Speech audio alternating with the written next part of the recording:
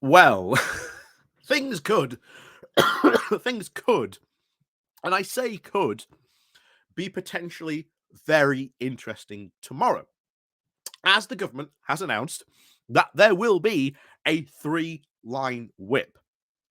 Now, we don't know what this vote will be, but tomorrow there's going to be a 3-line whip. And everyone expects it to be on this new Northern Ireland Protocol deal. That is what has been expected. That is what has been put forward. At least we think that is what will be put forward on Monday. That is the expectation. Will it happen? I am, to be honest, 90% sure that it will be whatever this new changes to the Northern Ireland Protocol are.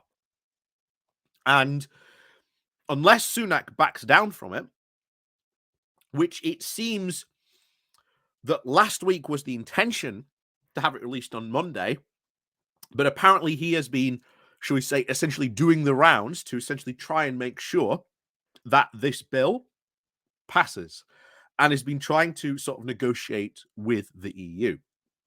Now, the big question is, and this is still the big question, how much of a rebellion could there be?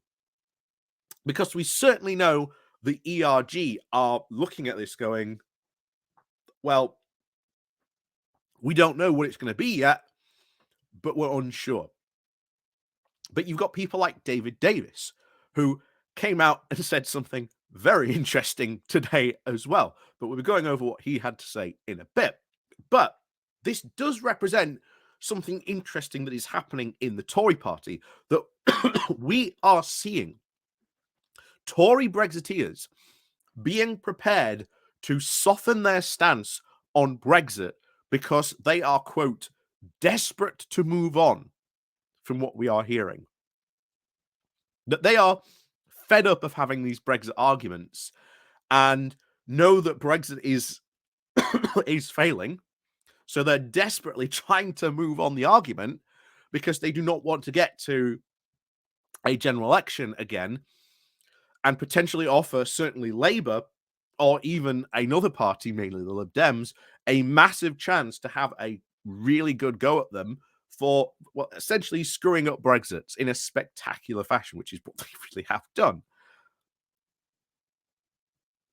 So, before we go into Davis's comments, not only Davis's comments, but a few other interesting comments as well from a couple other unnamed Tory MPs. Like I say, as always, please do remember to hit the like, share, and the subscribe button if you are new to the channel. Like I say, welcome to the channel. And of course, down below, pardon me, there are links to my Patreon page and a donation link called Buy Me Coffee, where you can buy me coffee. And of course, there is the Pony Club down below. There is the YouTube thank you button, and of course, the Patreon as well. So thank you very much to all those people who do help support the channel. Even if you do just hit the like and share button, it helps out massively.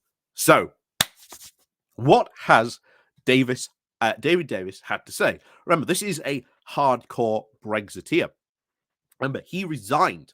He was the first Brexit secretary, but he resigned over Theresa May's Brexit deal back in the day. So he told these comments to The Observer that he said this. It is in my instinct is not to vote against it if it looks anything like reasonable. Okay, that's interesting. Davis said that Sunak was attempting to undo the damage that, in his view, was done by Theresa May when she, quote, conceded the full alignment of North and South of Ireland. He added, what Sunak is doing is not a complete reversal of the damage done, but a significant reversal. See, that's interesting, because Davis must have seen or at least heard rumors of what's going on behind the scenes. He must at least know something. This is why I think certain Brexiteers last week were approached by Sunak to say, or at least Sunak's team to go, what do you think of this deal? Because if he is on that path that, you know, he's saying, well, if it's reasonable, I'm not going to vote against it. That is a massive change from David Davis. This is a massive change. And then this comes from a unnamed, but is a senior backbench Tory and a committed Brexiteer. And he said that he's aware of the opinion of backbenchers, that he thought most MPs would accept the deal, that it might not be perfect, but still represent progress, saying that if people were prepared to accept the protocol in the first place, they should be able to accept something that is an improvement on it, he said. Most people do not think that this is the time to be causing political problems for the PM. So that's interesting. You know, from a backbencher who's a Tory backbencher who's committed Brexiteer, basically saying, please don't rock the vote. After all, you voted for the protocol. If this is an improvement to the protocol, something which you voted for, then why should you not accept it? So already, as we've seen just a couple of weeks ago, months ago as well, there is a split happening amongst the Tory Brexiteers, because we saw this over the retained EU law bill. We saw this over the Northern Ireland Protocol bill, that the once grand Brexit voting bloc in the Conservative Party is no longer a whole voting bloc. It has fractured, just as has the rest of the party. And I think what is going on here is the realization that this Northern Ireland Protocol is certainly not in their interests to be fighting about this. They know the danger that this fighting over this could represent, that this could trigger potentially a general election if it goes bad. And it all depends on a potential rebellion.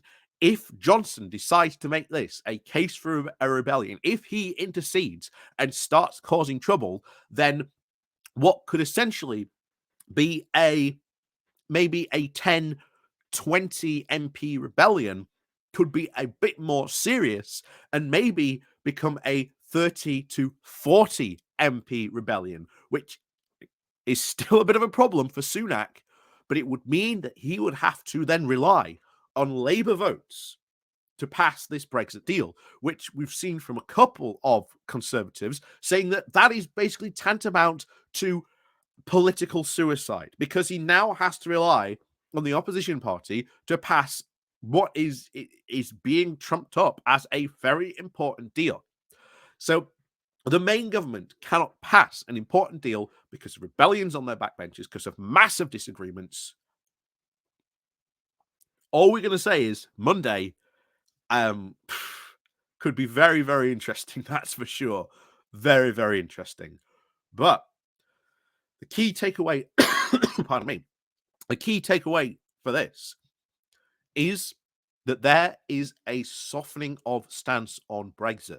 Not only just have we seen the mood music change, as been touted many times when Sunak has been coming in, changing the way that he's been negotiating with the EU, but now we're even seeing this from Tory Brexiteers themselves, being unsure that now their hardcore support for Brexit is something that not only the public may not want, but would potentially cause trouble for their own party and maybe even lead them to an early general election, which, if it was triggered now or triggered to happen soon, could very, very easily lead them to a monumental defeat.